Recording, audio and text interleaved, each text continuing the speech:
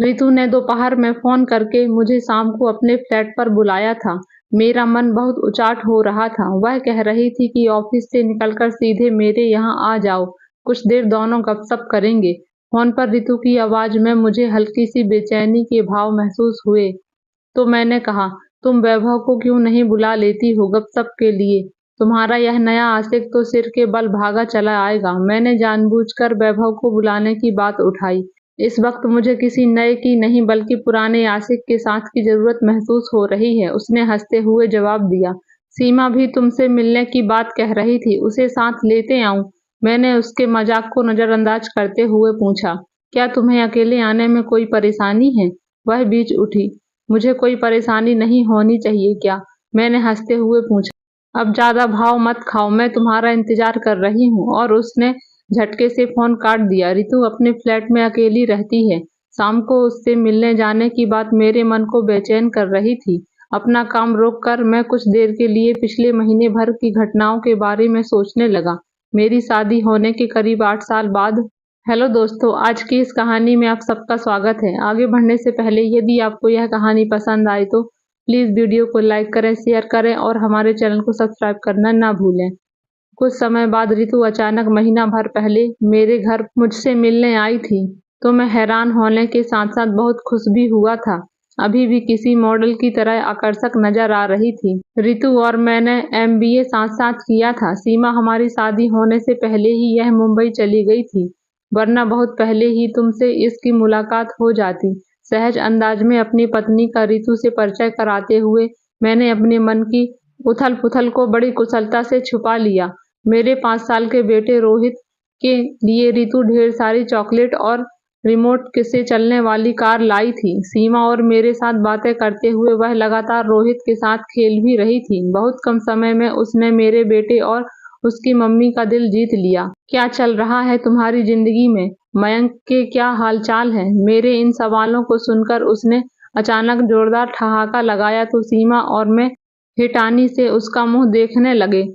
हंसी थम जाने के बाद उसने रहस्यमयी मुस्कान होठों पर सजाकर हमें बताया, मेरी जिंदगी में सब बढ़िया चल रहा है। अरुण बहुराष्ट्रीय बैंक में जॉब कर रहा हूँ।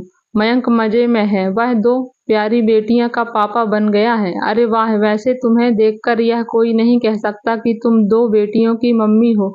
मेरे शब्दों में उसकी तारीफ साफ नजर आ रही थी। रितु पर एक बार फिर हंसने का दौरा सा पड़ा। सीमा और मैं बेचैनी भरे अंदाज में मुस्कुराते हुए उसके यूं बेताब हंसने का कारण जानने की प्रतीक्षा करने लगे। माय डियर अरुण, मुझे पता था कि तुम ऐसा गलत अंदाजा जरूर लगाओगे। यार, वह 2 बेटियों का पिता है, पर मैं उसकी पत्नी नहीं हूँ। क्या तुम दोनों ने शादी नहीं की है? उसने तो की है, पर मैं अभी तक शुद्ध अविवाहित हूँ, तलाकशुदा या विधवा नहीं। तुम्हारी नजर में मेरे लायक कोई सही रिश्ता हो तो जरूर बताना। अपने इस मजाक पर उसने फिर से जोरदार ठहाका लगाया। मजाक की बात नहीं है यह। रितु, बताओ ना कि तुम भी अभी तक शादी क्यों नहीं की? मैंने गंभीर लहजे में पूछा। जब सही मौका सामने था किसी अच्छे इंसान के साथ जिंदगी भर को जुड़ने का तो मैंने नासमझी दिखाई और वह मौका हाथ से निकल गया। लेकिन यह किस्सा फिर कभी सुनाऊंगा। अब तो मैं अपनी मस्ती में मस्त बहती घटा बनी रहना चाहती हूँ। सच कहूँ तो मुझे शादी का बंधन अब अभिरुचित प्रतीत होता है। 33 साल की उम्र तक अविवाहित रह जाने का उसे कोई गम है, यह उसकी आवाज में बिल्कुल जाहिर नहीं हो रहा था। मगर सीमा ने शादी न करने के मामले में अपनी राय उसे उसी वक्त बता दी। शादी नहीं करूंगी तो बढ़ती उम्र के साथ अकेलापन का एहसास लगातार बढ़ता जाएगा। अभी ज्यादा देर नहीं हुई है, मेरी समझ में तुम्हें शादी कर लेनी चाहिए। रितु, तुम ढूंढना ना मेरे लिए कोई सही जीवन साथी। सीमा। रितु बड़े अपनेपन से सीमा का हाथ पकड़कर दोस्ताना लहजे में मुस्कुराई तो मेरी पत्नी ने उसी पल से उसे अपनी अच्छी सहेली मान लिया। उन दोनों को गपशप में लगा देख मैं उसी दिन भी अतीत की यादों में खो गया। एक समय था जब साथ साथ एमबीए करते हुए हम दोनों ने जीवन साथी बनने के रंगीन सपने देखे थे। हमारा प्रेम करीब 2 साल चला और फिर उसका झुकाव अचानक मयंक की तरफ होता चला गया। वैसे मयंक रितु की एक सहेली निशा को बॉयफ्रेंड था। इस इत्तेफाक ने बड़ा गुल खिलाया कि मयंक रितु को कॉलोनी में ही रहता था।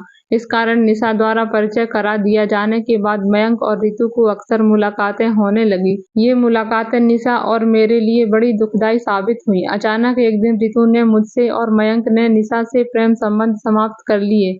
रितु प्लीज, तुम्हारे बिना मेरी जिंदगी बहुत सूनी हो जाएगी, मेरा साथ मत छोड़ो। मैंने उसके सामने आंसू भी बहाए पर उसने मुझसे दूर होने का अपना फैसला नहीं बदला। आई एम सॉरी अरुण, मैं मयंक के साथ कहीं ज्यादा खुश हूँ। तुम्हें मुझसे बेहतर लड़की मिल जाएगी, फिक्र न करो। हमारी आखिरी मुलाकात के समय उसने मेरा गाल प्यार से थपथपाया और मेरी जिंदगी से निकल गई। मुझसे कहीं ज्यादा तेज झटका उसकी सहेली निशा को लगा था।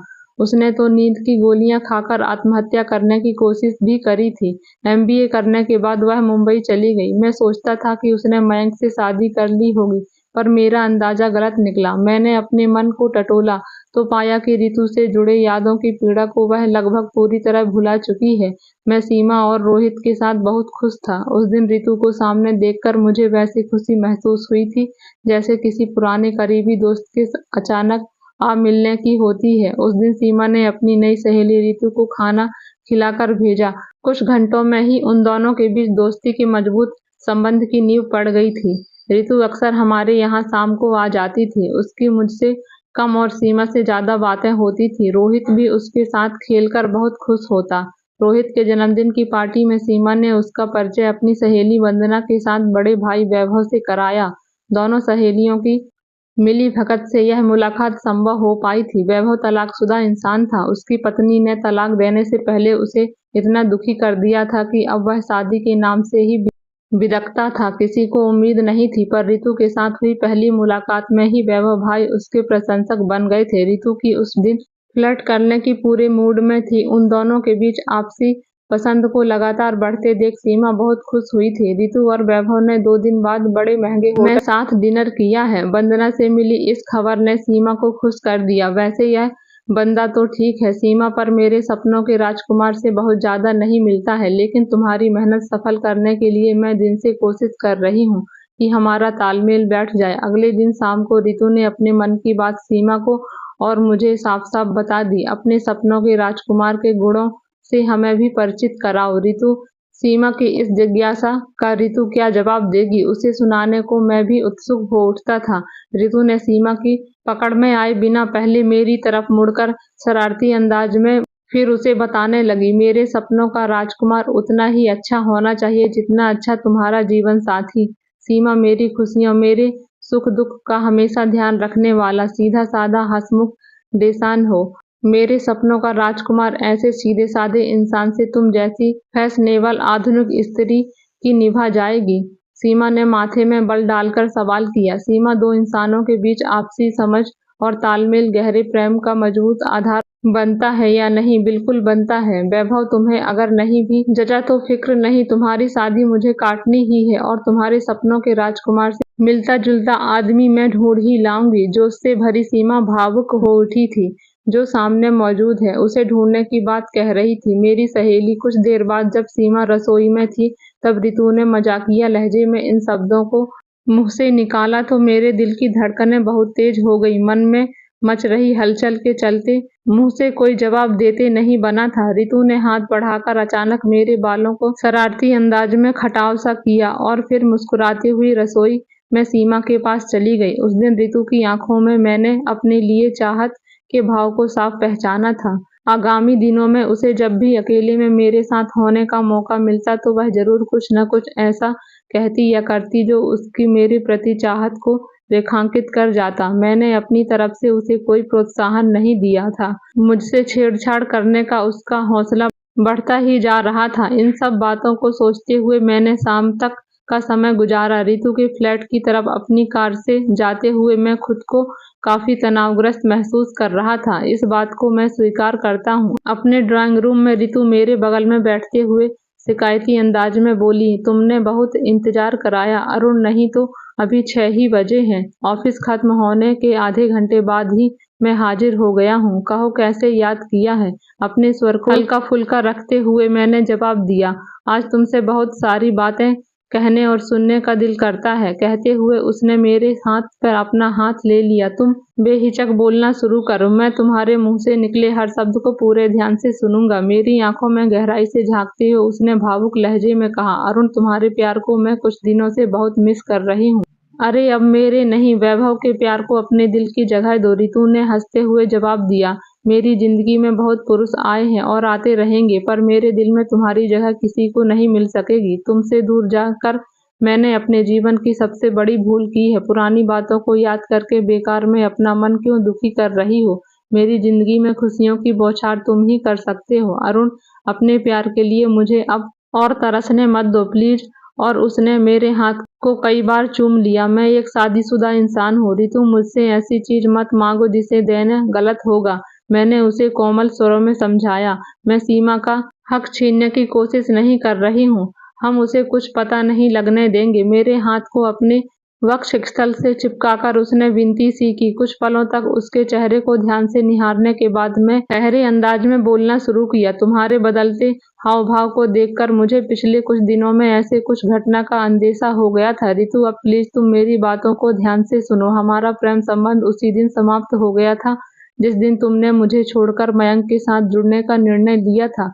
अब हमारे पास उस अतीत की यादें हैं, लेकिन उन यादों के बल पर दोबारा प्रेम का रिश्ता कायम करने की इच्छा रखना तुम्हारी नासमझी ही है। ऐसे प्रेम संबंध को छिपाकर रखना संभव नहीं होता है। ऋतु, मुझे आज भी मयंक की प्रेमिका निशा याद है।